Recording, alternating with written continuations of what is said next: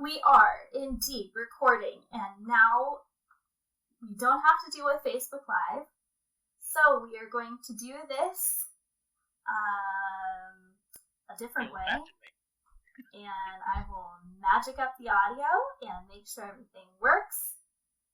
But we're getting this done tonight. We're here. We're here. Kind of. Good enough. Here from the past. Tell you about the future, which sounds very much like Primus Tenebrae. Yes. Yeah.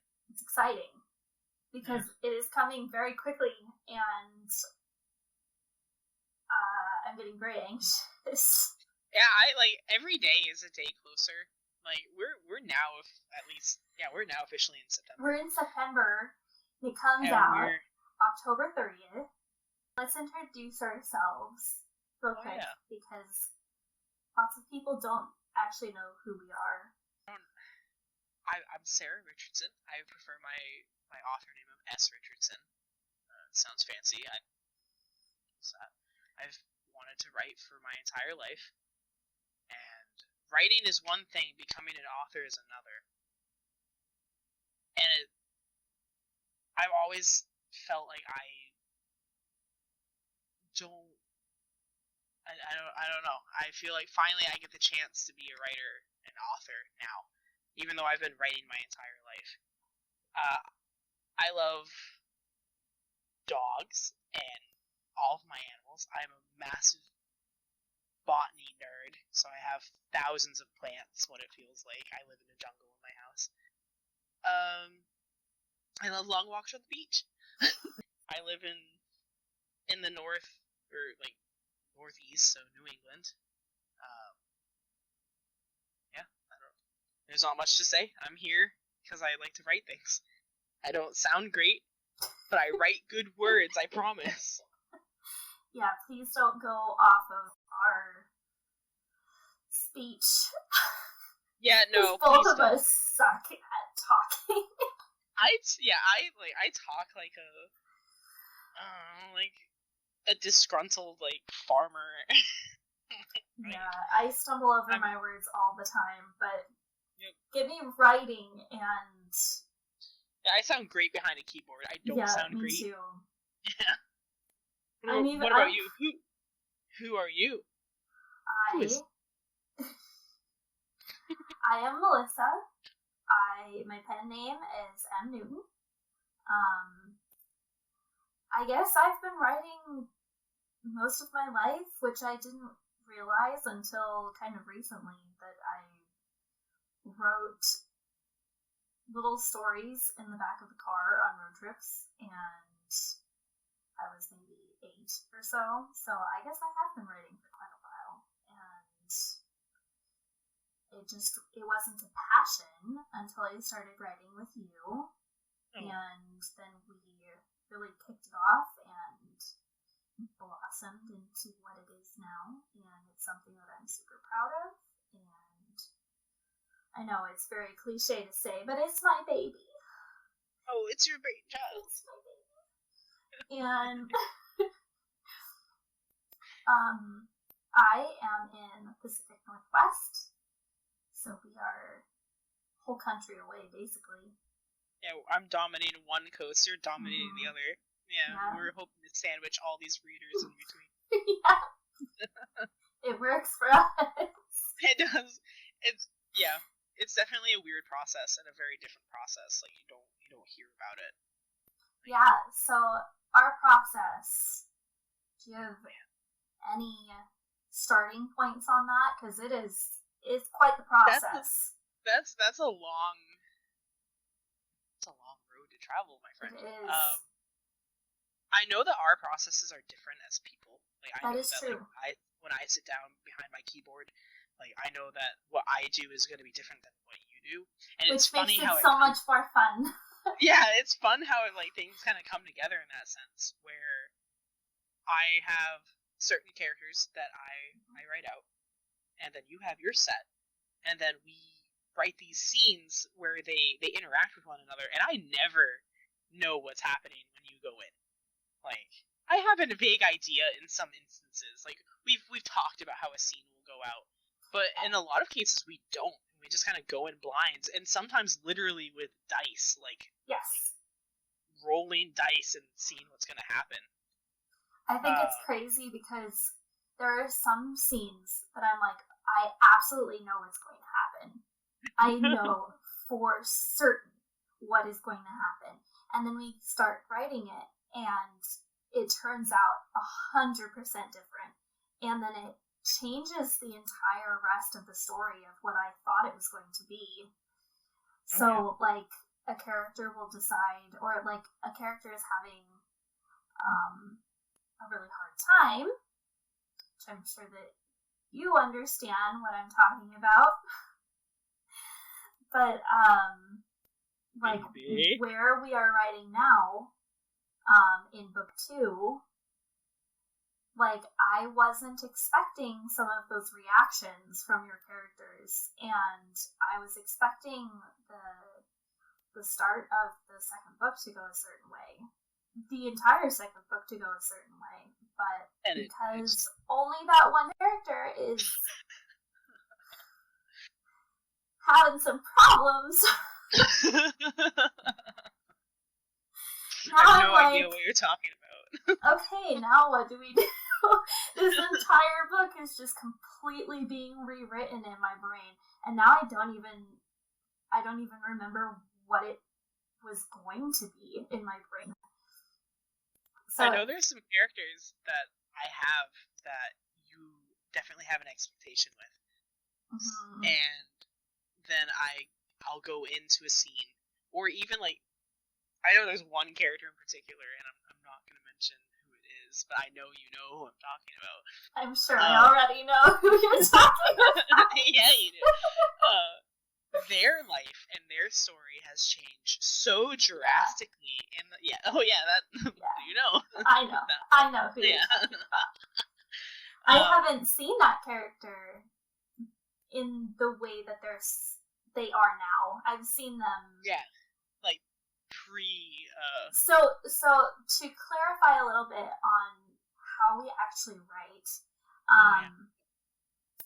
so we write through role playing, and I have my set of characters, and Sarah has her set of characters, and we basically take turns.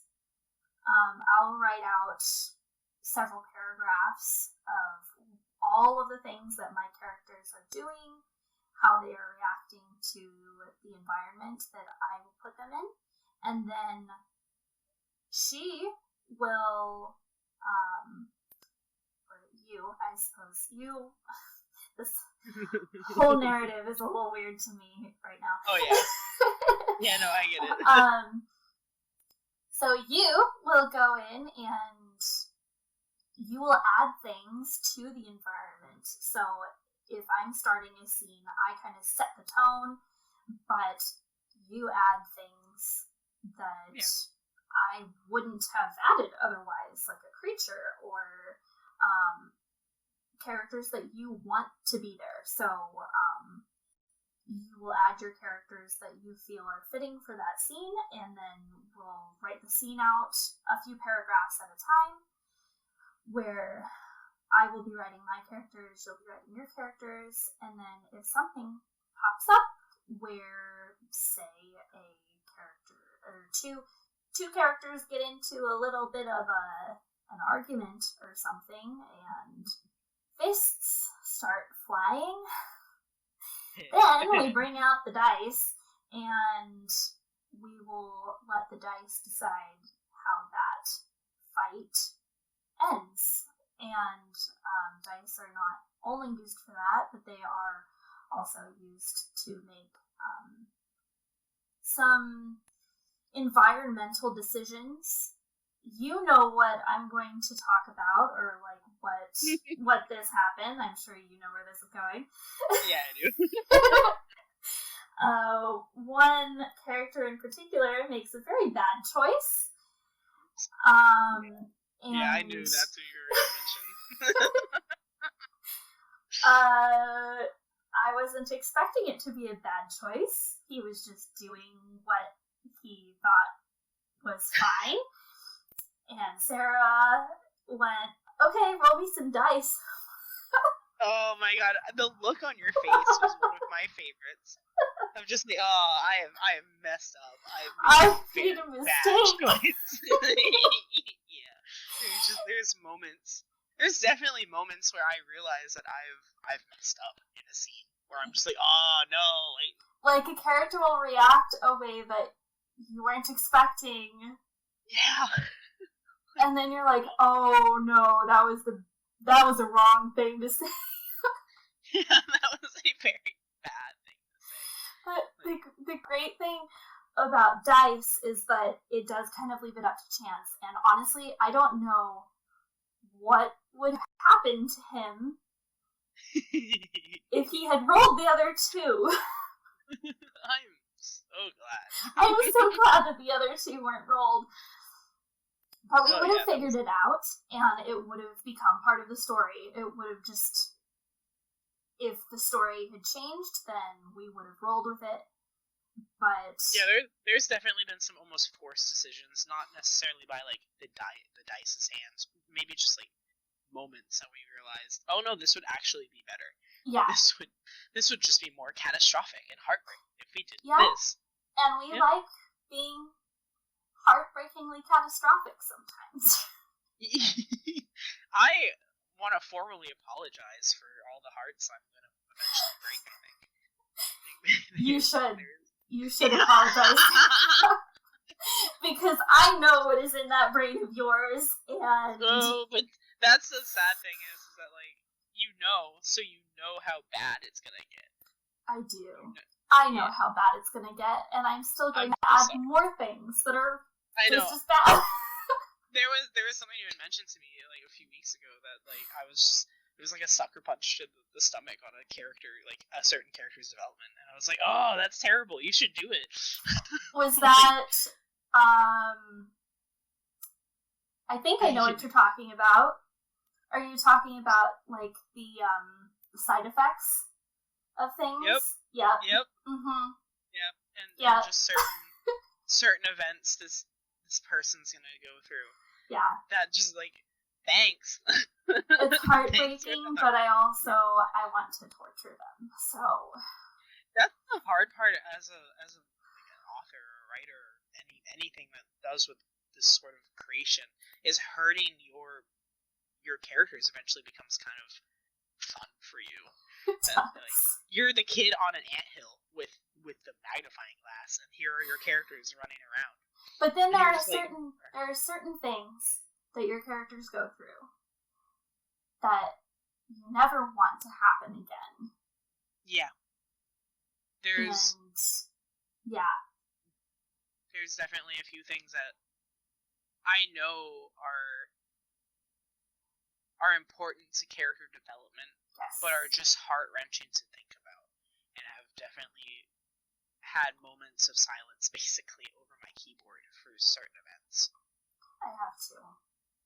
Yeah. Even like not even just for my characters, but definitely for your characters too, because like. Oh, I'm okay with beating the crap out of my characters, but it's when you like pull out certain things and I'm just like, ow! Like, why would you hurt me so? That's just not nice. It's so funny because we're so brutal to our own characters. Oh yeah, like I would hate to like meet my characters in a dark alley somewhere. They'd have some choice words. That would not be a good meeting. No, I know exactly who would, like, throw me off of Oh, I know who would throw you off the bridge. Like, I know one of them would be like, I get it, man, like, I understand, and then the other one would just straight up, like, throat punch me. He would be so mad. I know exactly who you're talking about. Yeah, you do. I feel like a couple of them would do that to you. There's, like, two right off the bat that I know would be very upset with me. Like, one of them would be fine for a while until the second book, and then very upset with you. Yeah. Yeah, so the first book, I don't know if it's the most lighthearted, but there are definitely some lighthearted scenes in it. And that is a lot of fun because we do like to go through lots of heavy things and put a lot of pressure on our characters. But then we also get to explore the fantasy realm of creating. And one of my favorite chapters is a chapter that our narrator is going to be getting to us soon. It's the next chapter that he'll be getting to us. I'm so excited to hear that chapter because it has some incredible world building, and I'm not even going to be humble about it because that is some on point world building, and I honestly don't even remember which one of us came up with the creatures that are in that chapter. I actually have the first sketches of them in one of my sketchbooks. Really? I do. Yeah, like that's the weird thing is I actually have like a bunch of sketches of them in one of my sketchbooks. Oh, so man. I remember to send me I'll those. send it to you. I will. I remember sitting down and talking to you about that scene when we were building it. So it's definitely like a nice like blended effort of like multiple like standpoints, which is like something I really love about this novel is that where you have a lot of different interests and I have a lot of different interests, and we have blended them together in this holy crap universe. Yeah, like, it's an expansive universe. Oh, it's crazy. Like, they're like we've built systems and planets and literal like, alien forms that are obviously out of this world. Yeah. Yeah. And cultures. And cultures. One of the planets in the first book, that is a completely different culture than our own. And that planet was so much fun to make. That one is a planet that I did create, and I spent months figuring out everything I could possibly figure out about that planet. So, going off of the process of my personal writing, and what I do in our overall process is that a lot of the time I do just wing it. I just come up with things off the bat, and whatever I end up writing is set in stone. And then there are other times that I do want to sit down and really think about the effects that this one decision is going to make or planet, for in this example. I really wanted to do a real deep dive into this planet. And I'll there's not too much spoilers in saying which planet it is. It's Fertilla, and I love that planet because of just how much research I did for that planet. And I'm someone who is kind of inspired by nonfiction and physics, just science in general. So one thing that I just love to do is watch documentaries and read nonfiction books about physics and quantum mechanics, and in doing that, kind of a picture comes up in my head, and from that picture I can sit down and really flesh out an environment. And I think Fertilla came to be because one of my characters, Vesper, She was a whim. That was in our very first draft, I remember. Yeah. And he's changed a lot. She has changed a lot from the first draft. I remember just kind of adding her because I wanted to add someone new, and it was a little bit of a plot point, so I just came up with her, and she looks a very specific way, and a lot of her looks are very representative of her culture. But I came up with that just on the whim.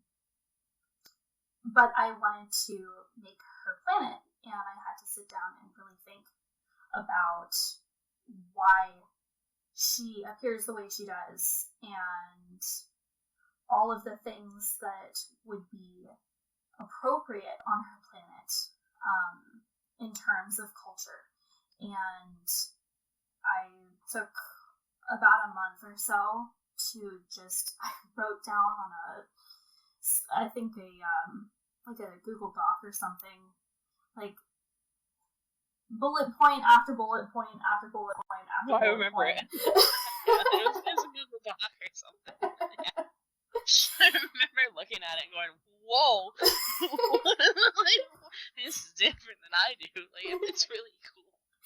Yeah, I'm very, when I want to really get specific with certain things, it's usually with world building, but I have definitely done this with character backgrounds.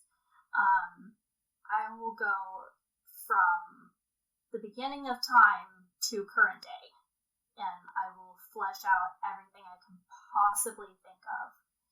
But then that honestly doesn't happen too often with me. A lot of the time I'm just working on a whim and I'm winging it, and first thing that pops into my head, that's what it is. So what is your process on just writing in general? There's a few different kind of routes I go, because there's obviously I've crafted a lot of, like, I don't want to say half-made planets, but there's definitely some worlds that I've put more effort into than others. Mm-hmm. A lot of that has to do with just where it needs to be in the moment. I'm unfortunately kind of an in-the-moment writer, and that has definitely backfired at points. But it's hard for me. I say it's hard for me to, like, come up with, like, actual plot. Like, for example, we didn't know the actual ending to our series until, like, years after like, writing it. Like, we're like, I don't know how it's gonna end, and then it kind of just, like, came to me. Like an idea, and then you helped expand upon that. You helped, like, really build that out. And I was like, oh, great. Like, that's the beauty. Like, you're the forge, right? Like, I'm raw metal, and you're the forge.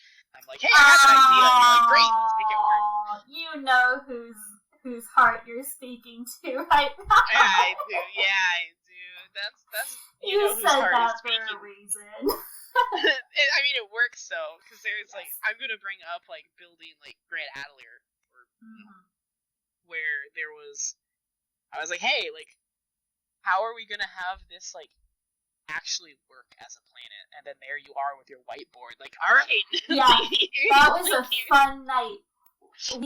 We had a lot of fun that night. I remember there was wine involved.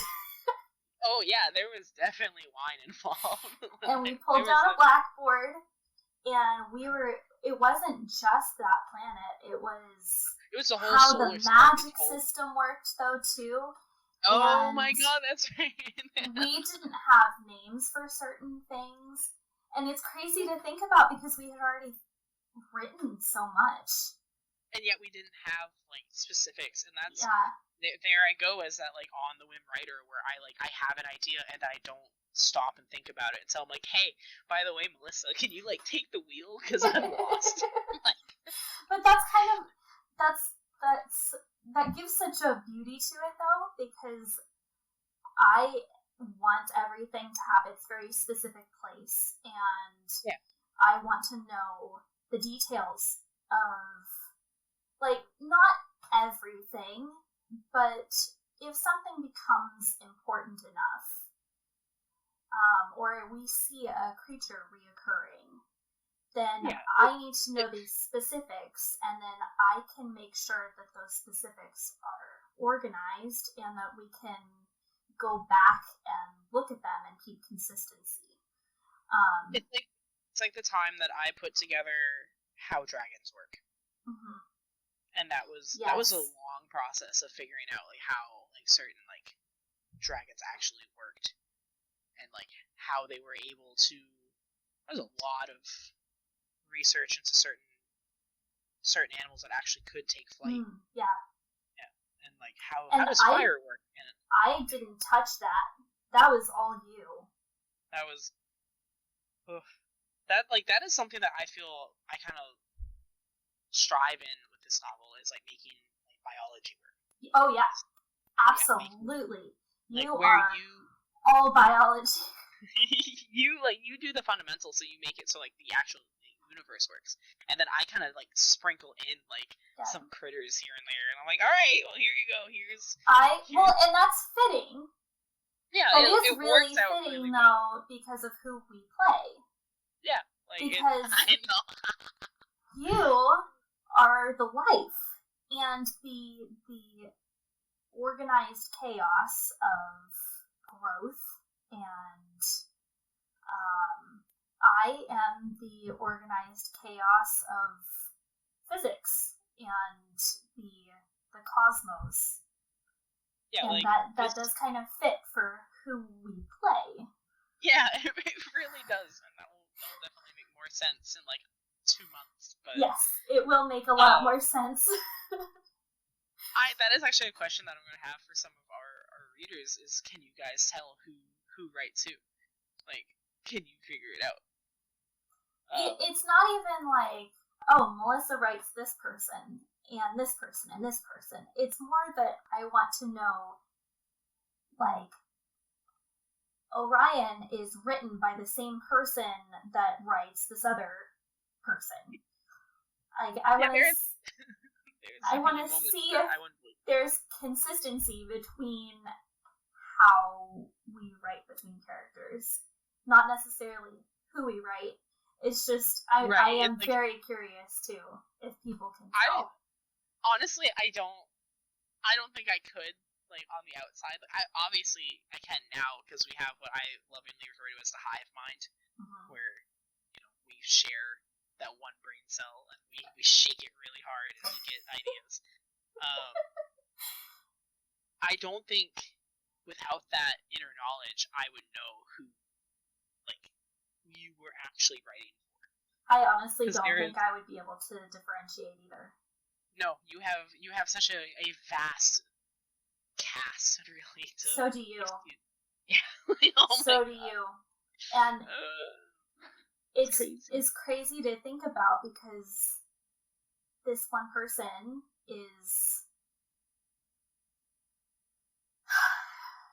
strong and adventurous and driven, and then you have another person that is very level-headed and scientific and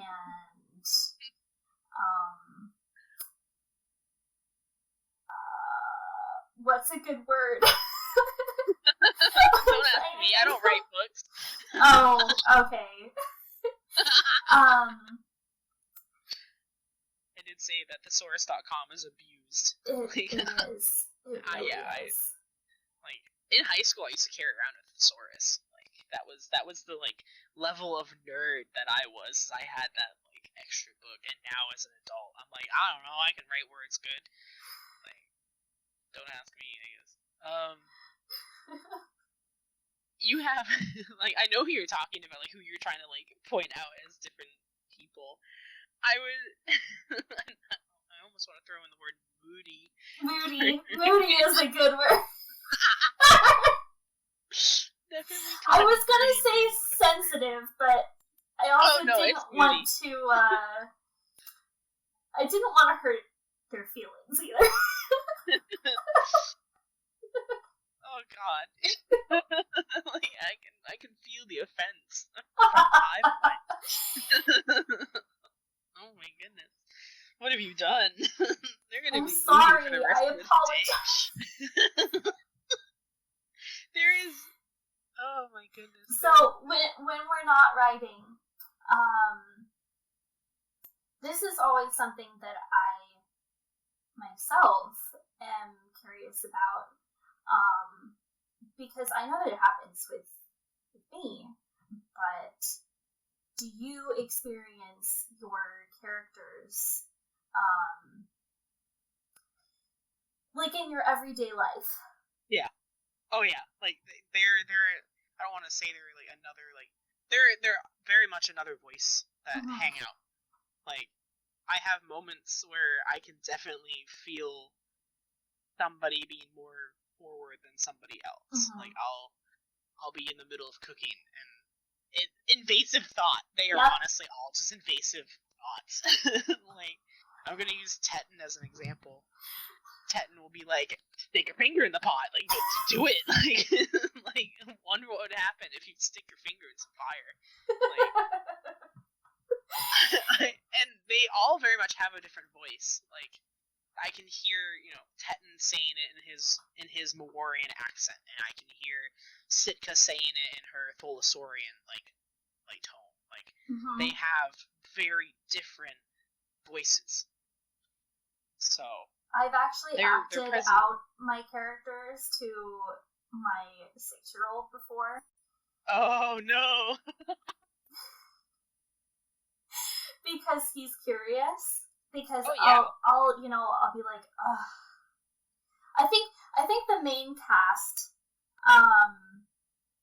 we can just say who plays who, because I think that we're so passionate about our main cast of characters that people are gonna figure out real quick who plays pretty who. Quick. Yeah. Pretty quick. But Orion, my man. I will, like, he'll be quote saying something to me, or like I'll be doing something, and just in the back of my mind he's giving me like words of wisdom, and I've explained this to my 6-year-old before, just in passing, like, I don't remember, but eventually my 6-year-old kind of got interested in how Orion speaks, so I had to show him. Oh my goodness. Orion is like one of my favorite characters, and I can't say that without the rest of the characters getting offended. Oh, I know. I know. He has a special place in my heart. Obviously, like, most of them do, but like, there's just something about Orion that every time he's in he lives in my brain. Like, I am that way with Teton. Teton see? I knew it. You know who my favorite character is. Yeah, like, you know it. Oh yeah, I know it. And they're very he was very much my favorite character in our first draft. Yeah, but after so our first draft was completely different than what Exsomnis is now. Completely different. Like, it was, I can't even fathom how different it was. They, like, if you put them next, like, side by side, you would, like, just blacking out the names, it would never be the same novel. No. Like, not even close. It has the same overall plot points, I suppose. At least in this book. But, when we were writing the first draft, I definitely had a very specific character that I absolutely adore. But I wonder if you'll have the same feelings towards I'm very curious, because he is not in this book, unfortunately. Yep. Which makes me very sad. Yeah, I'm sorry. But I'm very excited to see him later. But after seeing the changes that you did in Teton for the next draft that we did, and all of the changes that you've done past that, I don't know. Teton is, they're fighting. I would say that Teton has gotten some of the most, fierce iterations, reiterations as a person, from, point A to point B. Mm-hmm. He changed drastically. He did. And for the better, because he had a lot of negative traits that I wasn't a fan of, that I'm glad kind of got cleared up in the second one. Honestly, I feel like he was still pretty solid in the first draft. Yeah, for the most part, I would agree with that, but there was still, I needed him to be more. I needed him to be the extra Leo that he is. He's 100% Leo. 100%. Oh gosh, he really is. I see those on Facebook all the time, and I'm like, well, there's Teton. See, it's funny because I am a Leo, or I'm on the Leo cusp, so I'm Leo Virgo, and that Leo side of me is all Teton, and it's terrible. I cannot imagine being full Teton because that's too much responsibility. Oh my I can feel Teton's offense to that one. Oh yeah, it's major. He's excuse me, it's glorious being full Teton. Thank you very much. I am perfect. He thinks he's an Adonis, and I mean, he's telling me he is an Adonis, but he thinks he is one. Oh, I love Teton so much. I know. He's one of my absolute favorite characters, and he is not the same without Cray though. He needs Cray to make him that way, and Cray needs Teton to make Cray the way he is too. Because they are they balance. They balance because I think both of them would be completely different people without each other. Yeah, that honestly is a very big theme throughout Primus, is balance. Yes, and, definitely. Balance is the scales, the balancing, all of it is so important, and that is definitely a theme that is reapproached through different eyes and different characters and scenes, etc., etc. And I, as a person, deeply believe in balance in the universe. So I guess that kind of is exuded into my writing. One thing that I really like about Primus is that our cast of main characters are not inherently good. Oh, not at all.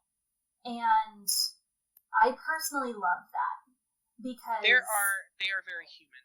They are very. I mean, they're not human, but they have very human qualities. Yes. Yeah. Because everyone's an alien in Primus. Yeah.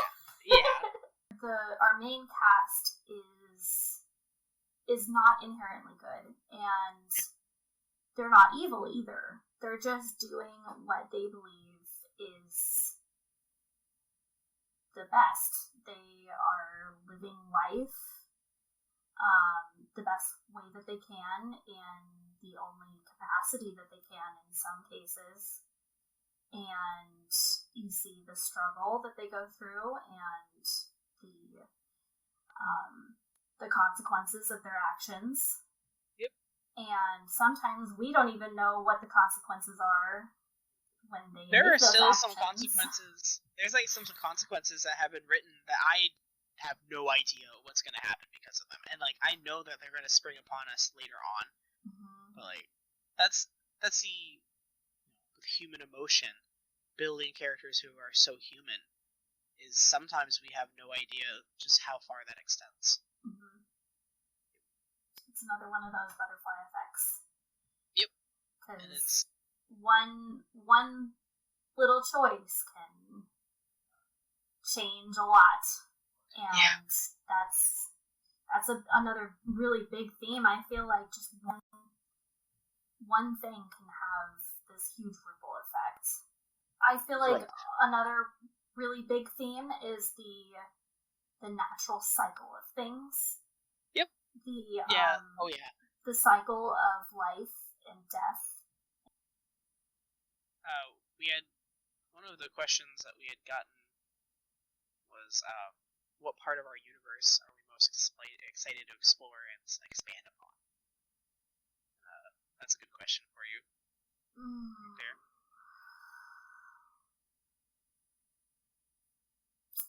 Yeah, I have a few places that I'm very excited to. Oh boy.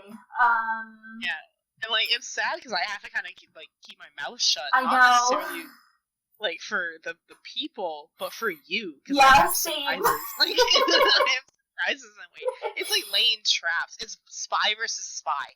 That's what it feels like as a writer. That is another one of our processes that I did kind of want to talk about for a little bit, is that we're both DMs.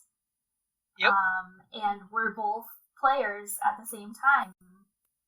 And we're trying as DMs to put our player through as many hoops as possible, while also trying to keep the entire story under control.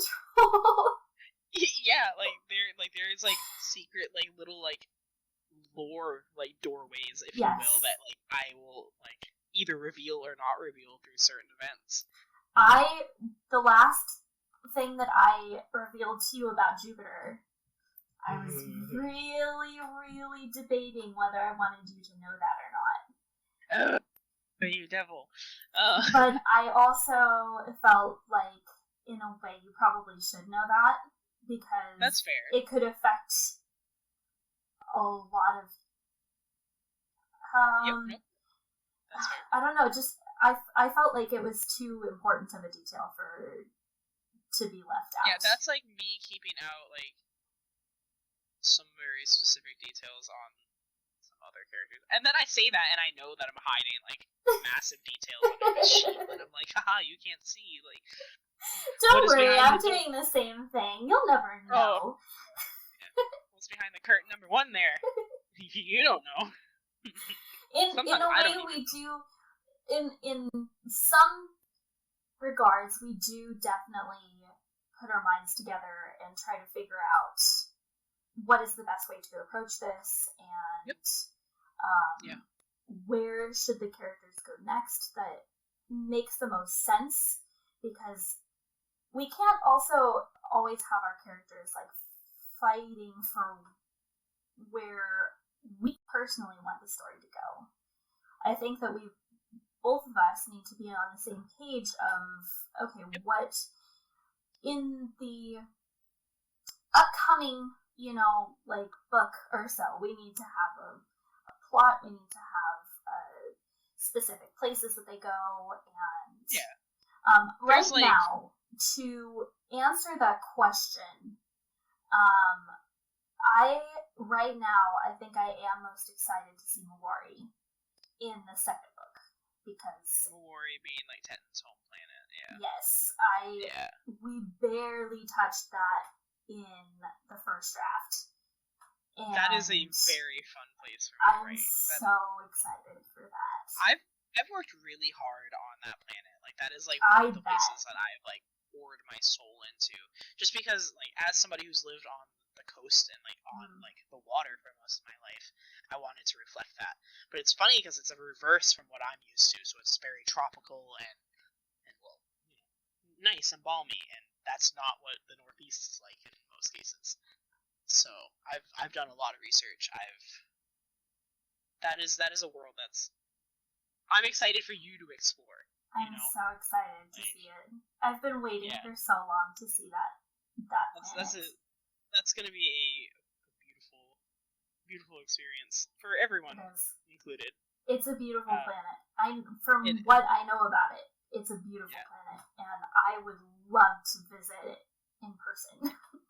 That is one of the planets in if I could, like, that would probably be, like, one of the top ones I'd go to. Yes, Just because absolutely. there's, like, some things I'd love to experience on that planet. And things I would not love to Yeah, there's experience on definitely that things I would planet. not like to experience either.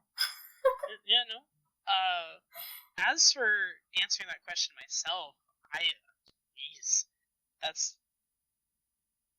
it's a hard question.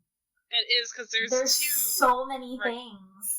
Right off the bat, there are 2 planets, and one of them I don't want to reveal yet. I already know which planet you're talking about. Oh yeah, that one's gonna be so fun. That one we can't even get to for a while, so yeah, that's gonna be tough. Yep. But that's fine, because there's a lot of, even researching that, like, there's just the mechanics of that world are very, very weird. Oh, one area that I have not even touched base on yet is Orion's planet, Kishma, and oh my goodness, I know what it is. I have it in my brain. I know what it looks like. Like, I know what the surroundings look like. I somewhat kind of know what the culture is, or at least the area that Orion grew up in. But I know how in-depth that planet is going to go, and I'm really excited to expand on that planet too. I guess, like, 4 planets that I can easily mention that I'm excited to expand upon is probably Tholasori, which is Sid's planet, which has gone through some fierce iterations through the past few months, and, like, even, like, last year alone has just been, like, completely remapped, because I've spoken to several members of our science department, if you will, and gotten to be in on very interesting information that is going to help me in that world. Can you explain Sitka's world a little bit for people who don't know who it is? So Tholasori is definitely like a paleo version of Earth, right? So it's megaflora and megafauna exists there. So we have things from the epoch, like the Ice Age epoch. So we have, this world is focused with mammoths and early man setting. So they're surviving in this immense world that, honestly, humans should not, or human-like species, if you will, should not exist on and survive, like, adequately. But they do. Like, it's just kind of the mark of human life, or just life in general, will try to always interlope where it shouldn't belong, if you will. Sitka, like, her culture is so different from ours. And so, like, and many tribes on that planet are very different in their culture. So keeping, like, that in check has been a challenge that I've had to kind of overcome. I've gotten to speak with many paleontologists and, like, fossil keepers. That's so exciting. It is. I've been on the phone with, like, many folk from museums and whatnot talking about certain animals. That's so exciting. Yeah, like, it was really cool. I definitely was kind of nerding out, like, sitting there, like, I know how much you were nerding out. Yeah, it was like sitting in a room with people that were much smarter than me. That would be like me talking to, like, a group of astrophysicists. Like, oh yeah, like, you just it's like being a kid in a candy store. Like, they're saying all these really big words that I'm just everything like, oh, wow. In that room, it would have gone completely over my head, but I know how much you were just all into it, and I'm so excited that you got to experience that. So me too. Like that, and there's a few other members of the society that I would like to reach out to, because there's other questions I have, because I will always have questions, especially, like, for this novel, because there's a lot that goes into this novel. Oh gosh, yes. But there's so much. That's probably the world that one of the worlds I'm really looking forward to. There's Anapos, and there's for some reason I am really looking forward to Anapos. Me too, and I shouldn't. I know it happens there. Yeah. But I am really excited to see that planet because I think it was just through word of mouth. Yeah, it wasn't actually like experienced through any of the characters besides like one of them, and this time I actually want people to really like. I've been working on Anipos, right? Because I have things that I want to do earlier on with Anipos. And I'm so sorry in advance because it's gonna be bad. Like, I'm really excited to see Anipos, just because I know how different it's going to be, but also how realistic it's going to be in terms of what we know as humans.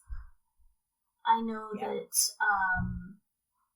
that planet, at least from what I know about that planet, and I could be wrong because that is ultimately the planet that you came up with. So I could be wrong, but from what I envision, it is very on point of how humanity could live in the distant future. Yep. And like there's been some events in the like last year or so that I've drawn a lot of inspiration from that go into Animals. Yeah. Interesting. Yeah, coming right out of the pandemic and me saying that. Oh, that's really boy. Yeah. But, I mean, it makes that all realistic, and I'm really excited to see that. Because you know us, we love realism. Yep. I don't think we've really written anything outside of the realm of plausibility. Fiction. Yeah, like, obviously, like, they always say that everything's, like, possible if you put your mind to it, right? Well, there's definitely some things that I would like to say isn't without the founding of science. Yes, and that magic was very much one of those things, because we wanted magic to be real in the way that we wanted it to be real in the way that magic is real to people from the Middle Ages. If they were to time travel and see our devices that we see now, they would think it's pure magic. And that's the way that I want magic to be to our characters, our human characters. I want it to be so far advanced that it's normal for other people. And yes, it is along the lines of speculation, because it is unproven science, and but it is also along the lines of plausibility, and we don't know a lot about quantum mechanics in the terms of like what everything we can do with quantum mechanics. I don't think that we realize the full potential of some of the physics that we as humans are just now starting to figure out. And there's so many different theories to go off of, and that's what I wanted to use our magic system from, is all the theories that, okay, well, if we delve into this theory a little bit more, what could be possible if we really understood for hundreds, thousands of years how this one particular function works? What could we do with it? Just like how we use electricity in everyday life. Electricity is complete magic to people in the past, but to us it's just something we can barely live without, and that's what I wanted magic to be. think it worked out pretty well in that sense. There's definitely some planets that don't have an understanding of how the aether in the world works. Yes. You're definitely it works somehow. I would say that Tholasori uses their magic very differently than, let's say, the other planets do. Yeah, so it's like Grand Atelier. Yeah, like Grand Atelier. That one. Oh my god, that has some of the most complex form of I want to very lightly say steampunk magic. Yes. That Grand Atelier is definitely steampunky in my mind too. Yeah, the cities, the way the cities work, which was so fun figuring out, the logistics of how their floral cities work,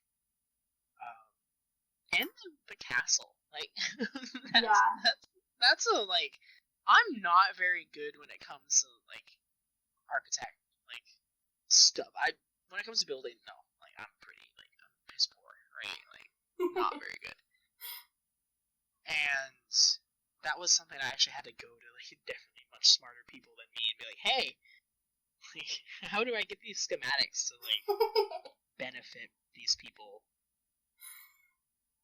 It was fun. I loved it was that same night where we were drawing on the whiteboard. Yeah. We were figuring out how the floral cities worked. Yep. And I've definitely gotten some more ideas on certain parts of how GA works. Mm-hmm. We haven't even most of the book takes place on GA, and it's I know. We haven't even seen 5% of it. Yeah, which is so exciting.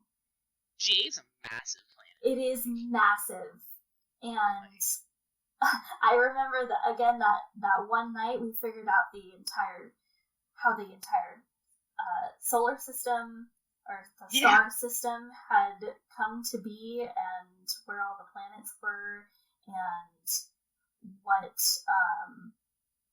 what type of star it was orbiting, and how far along in its life cycle the star was. Ah, you nerd. All of that. That was me. Yeah, that was me just being tipsy and being it was amazing. That's just all authors are, right? They just pour over their work with a glass of wine. Yeah. I think that night that was some on point world building. It's the most exclusive. That was a great night. Were there any other questions? I don't remember. We do have another one. What was that question? What fantasy series do we draw inspiration from? Yes.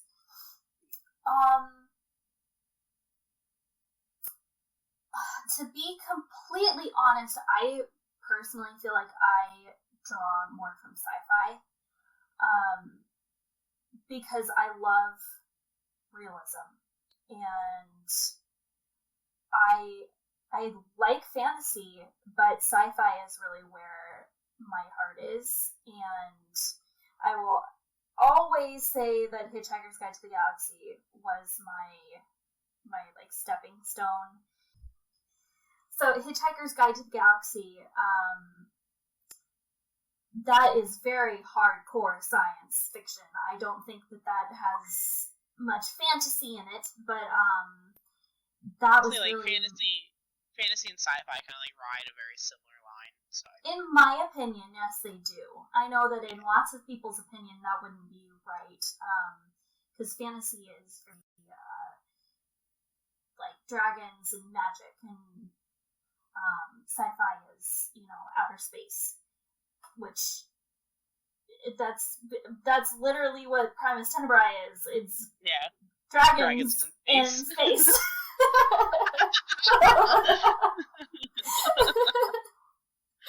That's all I need on the back of the book is just dragons in space. That's it. That's all we got.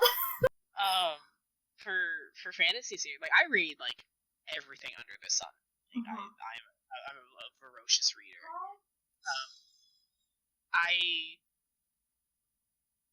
have a few novels that I don't want to say I drew inspiration from, but like kind of like grafted ideas and like formology, and that would be like Game of Thrones was a great example, but I don't write anything like George R. R. Martin does, and like bless his soul because he can write like very slowly, but a great like a great author.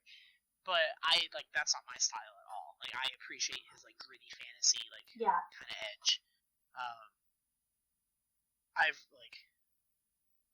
I really like things by Naomi Novik. She does really nice, like, historical takes on stuff, and like, you know, again, not my kind of writing style.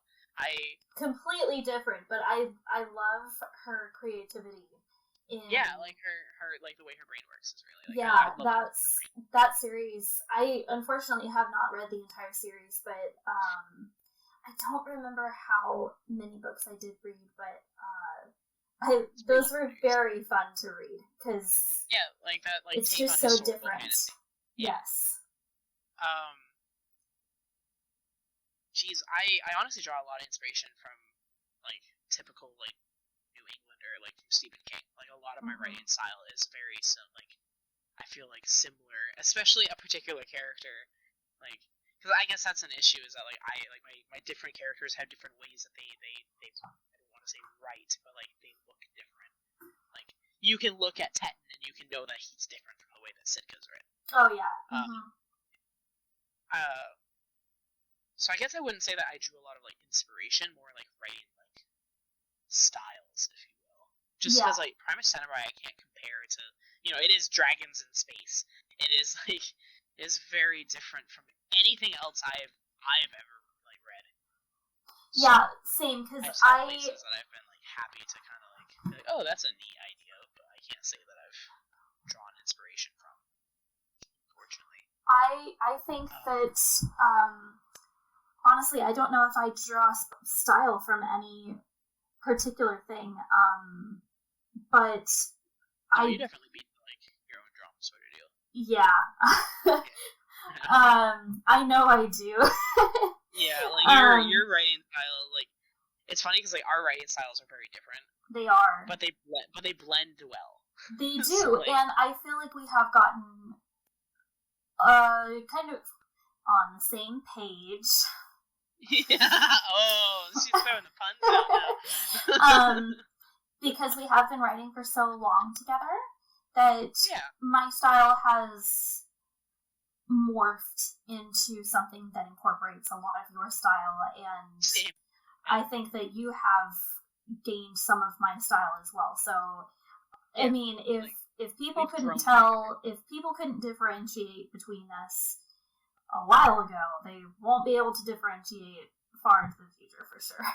Yeah, like there was a point that I know that we had considered just like writing under one name because it just felt like it was going to be easier. Just because like finding that one pen name. Yeah, mostly because like when do you hear of two people that actually work on a book together? Like I know that I'm not thinking of the right person. I am blanking on the name, but that's not surprising to me because I'm terrible at names.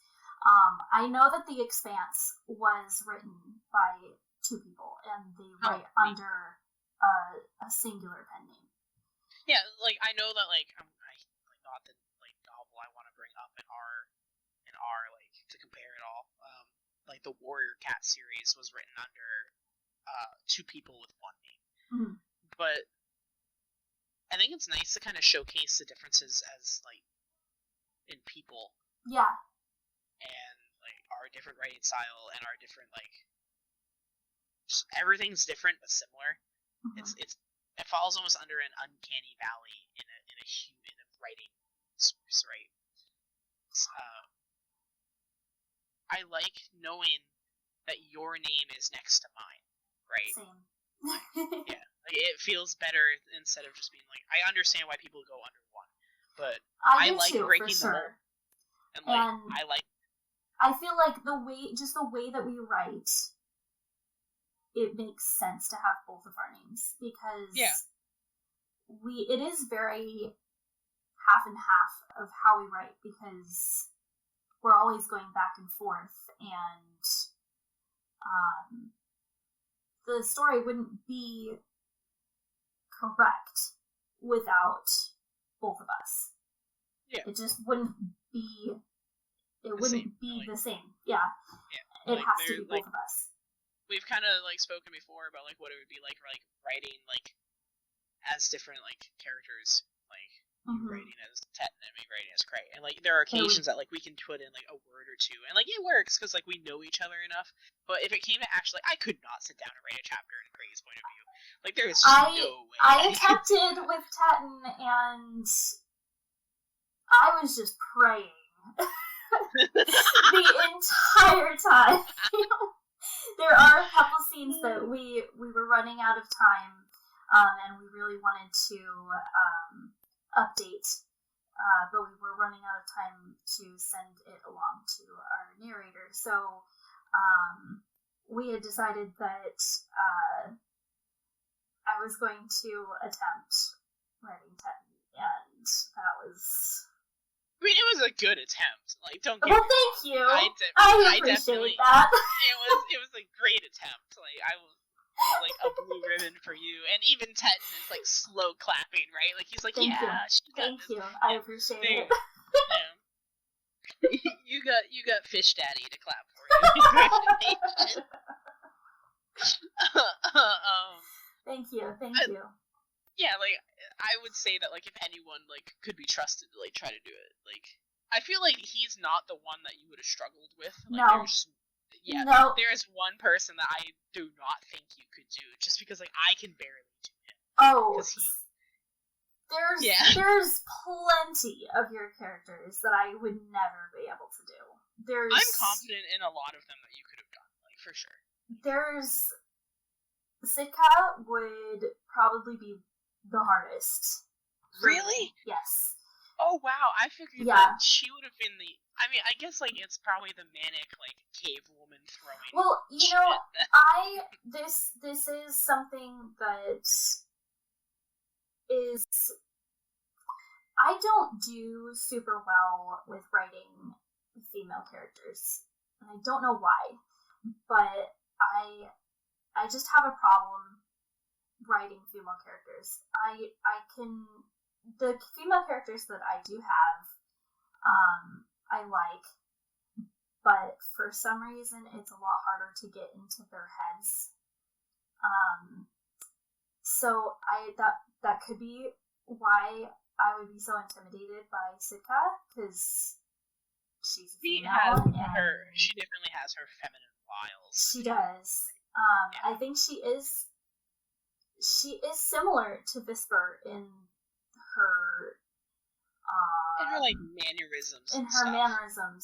So I feel like I could draw on Visper a little bit, but I just, there's so much more to Sitka that I don't think I'd be able to do that. I have like so much like lore on her that even I struggle with like keeping it in mind. Like there's a reason that I have a whole... See, and then I get the humans, so... Oh, yeah, like... There's not much that I have to keep up with. I think, like... I mean, I don't know, like, Orion, man. Orion has a lot. Orion does have a lot. That is the character that I sat down for, I think, literally a month, and was just doing research for him.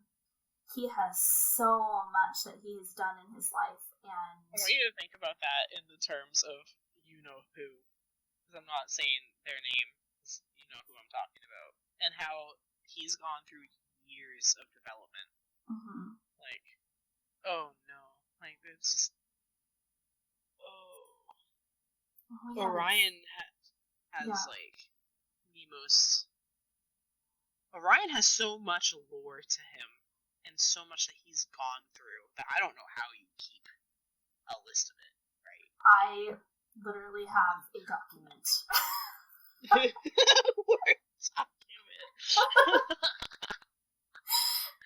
Even still, like, I have mine, and I'm still like, oh yeah, he does this. I forgot. Like, I forgot that this guy did this. I mean, he lives in my brain, so. Okay, you got me there. That is like. But yeah, there is a lot, and I do have to say that I do have to give props to our narrator, because have you heard Orion's voice? I actually have not heard Orion's voice yet, and I really need to go in and listen to it, because the last iteration I heard was his, like, New York gangster accent. And it was really hard for me to swallow. It isn't exactly what I was expecting for Orion, but I told him what Orion has gone through. I told him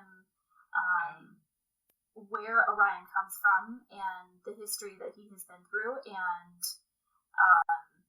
I can definitely tell that John did his research, and it's really fun.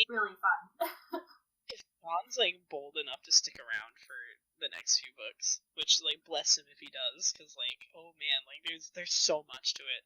I am very anxious to hear how a very certain character sounds like. Me too.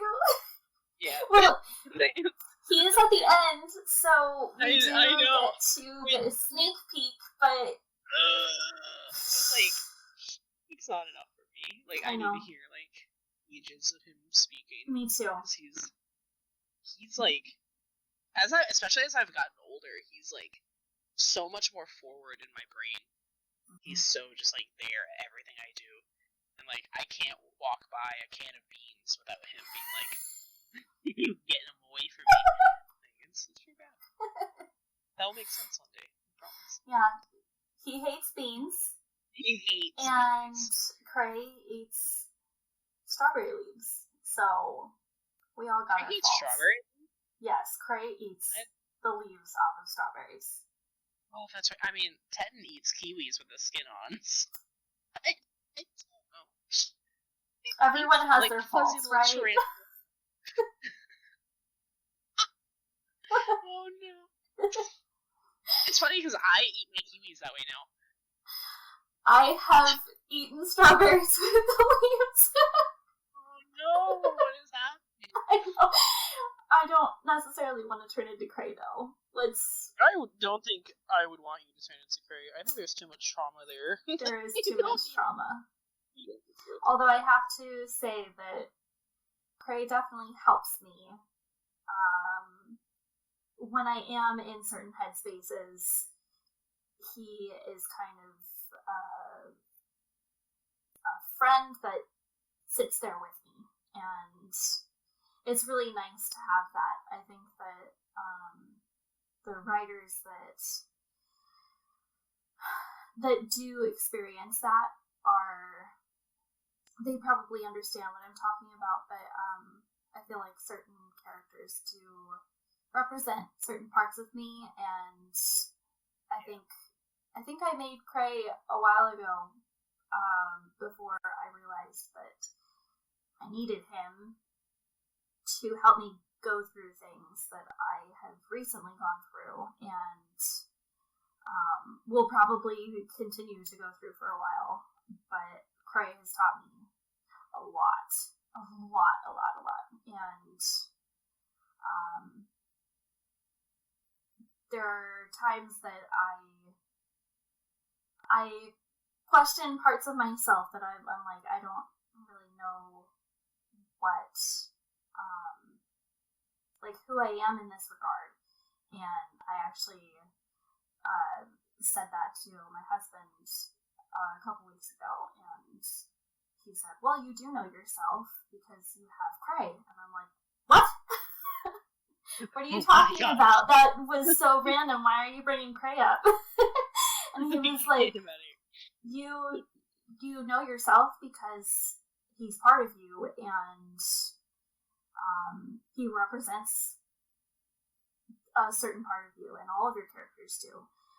And honestly, like, I was going through a little bit of a hard time at that point, and out of everything that my husband said to me, like, that was the thing that really stuck, because I was like, yeah, I guess I do know myself in that regard, because I have him, and I have Orion, and I have Whisper, and, you know, all of my other characters that I love, and they are all there to represent certain parts of me and help me through certain things. And I think what I really want to come out of Primus is that people who are going through hard times, they can have a friend to sit there to, in terms of they see a character that they can relate to, and they may not be able to interact with them, but they can see their journey and live vicariously through them. Sounds weird. I always, like, when I, like, if there's, like, an aura to you, right? Like, it is, like, Cray that I see. Like, we could be sitting in a voice chat like we are now, and it is, like, it feels like I'm, like, although I'm obviously hearing a lady speak to me, it's just like, oh, it's Cray. Really? It's somehow my Irish, like... That's so funny. I know, like, I don't know if it's, like, the like, vibrating Teton brain cell that is, Yeah. like, it's Cray. Because you're Teton to me. You would think that you're Sitka, but I don't know why you're Teton, but I would think that I'm always somebody think of else. Teton. Yeah, I figured that I would be... I would figure that I'm not Cray. I would figure that I'm like, someone else too. it's like you're like a beautiful, manly mix of Cray and Orion. Oh, thanks. Like, yeah, you have moments that I'm like, alright, Orion, calm down now. Okay, spicy man. I feel like I mostly relate in terms of physicality to Whisper. I feel like in mannerisms a lot too, but I guess not. I don't see mannerisms because there are points at, like, and I understand that, like, obviously we get emotional as people, but, like, there are points that, like, she is rather emotional, and, like, you're very not. But Cray is emotional too. Okay, yeah, but Cray is, like, Cray shows... How to... Don't worry, like, he says he won't take offense. Oh, alright, Cray. He says except for that. Don't call him that. Yeah, there you go. That is, like, one of my favorite things, is that, like, I can see that, and I know I offend him every single time. And there is the one part of me that is why I have to say it, too. Yeah, I know. I know. No, I can't help it. Like, it's how he is. Yeah, I wouldn't say that, like, emotionally you're like Cray, because Cray has some moments of instability. Emotionally, I definitely, like, key you in closer to, I guess, Orion, you know, because you're pretty, like, steadfast and pretty, like, forward. Whereas, you know, Whisper is too. Like, she's definitely, like, one of our stronger female, like, characters. I agree. That's why I like her so much. I really like having some strong female, like, standing characters. Like, that was something that was, like, a key point for me, was making sure we built, like, strong women. Because women are tough. Like, I've met so many women in my life that I'm just like, alright, you can wrestle a bear, like, with, like, nothing. Like, you're scary. Okay, like, Sitka. Yeah, Sitka right there. Like, Sitka drew a lot of inspiration from just being, like, a beastie of a woman. She is. Yeah, she is. Like, she's like, yeah, she's pretty to look at, but she would punch your teeth in. Like, there are so many females in our books like that. Yeah, they're like, there's not, like, a lot of women that, like, we kind of, like, yeah, I wouldn't say that there's any, like, main character women that are, like, not strong either mentally or physically, or, like, you know, like, they're women. They're tough. Like, they're because, like, that's all I've known is this tough. Yeah, me too. And I'm very blessed to have experienced some very tough women. We write all of our characters in a very human way, because I feel like with all of our characters, I think that we put gender and sex aside, and entirely. We just write who they are, person. And everyone turns out a little different. Yeah, like, I don't think that, like, any two women are alike, any two men are alike, or any two characters are at all alike. No, there are no characters that are alike. And that's what makes it so fun. Yeah, like, it's definitely, like, a very colorful cast of people. You know? And I think there's over 50 people. Oh my god, is there really I don't remember. I remember writing the list for John, and I think it was somewhere up there. It's quite extensive. It may not be that much. That may be our total list of all of the characters that we have up until this point. Oh, that might be what it is, because I think there was a few characters that had stars next to their names that weren't. Yeah. You need to head out, but It was great, and thankfully we got some content from our absolute disaster of technical issues. Oh, seriously. Wow, that was... we will figure something else out that will work, so then we can have viewers come in and actually interact with us. And, you know, we don't bite too hard. That sort of deal. Too hard. That's the point. Yes. Yeah, just a little. But yeah, we'll try to do this again sometime soon, and hopefully we will get the technical issues out of the way. But computers absolutely despise me, so I'm not surprised that this happened, but you know, I wasn't going to let it keep us from doing this. So nope. I'm glad we got to do it, and it's nice to let a little bit of the cat out of the bag. Only a leg, but you know, a whisker or two. Yeah, an ear popped out or something. Yeah, I'm super excited. But thank you very much. And if you are watching, thank you for watching, and thank you for having interest. And we will see you guys next time. And Primus Tenebrae, Exsomnis comes out on October 30th. And super excited for it to come out. And as far as I know, the audiobook will be released that day as well. So that's even more exciting too. That is really exciting. John has worked so hard on... John has done some incredible work. I cannot wait for that to come out. Like, he honestly put a lot of work and breath into it. He did. It is better than I could have thought it ever would be. It's like that amazing. That man needs a kiss. He is. I'm very, very, very thankful that we found him. Yeah, all me right. Too. Well, right, have a wonderful night. And again, I am M. Newton. Oh, we're getting fancy with it? We're turning off our radio voice? Oh, heck yeah. I'm Mud Puppy. No. S. Richardson here. And thank you for joining us. And we'll see you next time. Thank you. Bye-bye, guys. Have a good night. Bye.